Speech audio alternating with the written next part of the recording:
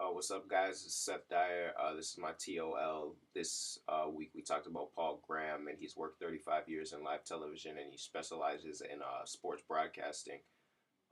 He spoke a lot, he gave us a lot of good stories and insights and whatnot. But I think some of the most important things he talked about didn't necessarily have to do with your skills and the things that you've done that are really cool, but more on character building and being the right person to work with.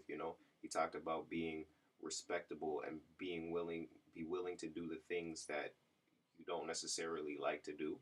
And I felt that it was important that he said, know your homework. You know what I mean? Do your homework. Sorry, so that you can have a conversation with these people who have been in the industry longer than you and be invested in the things that they're invested in, even though you may not be.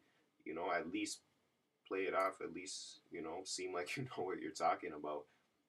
He also talked about teamwork, which is incredibly important. Your crew, you know, treating the people that you work with the right way, because no one can do anything successful alone.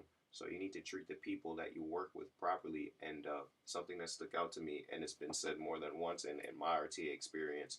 The first time was from Stephen Ehrlich in Business and Music, and then the second time with Falzon, they said the same people that you step on going up the ladder are the same people that you're gonna meet coming down, and it's a constant roller coaster ride. So if you're a jerk to everybody and step on people to get up, those are the same people that aren't going to be willing to help you when you're falling back down.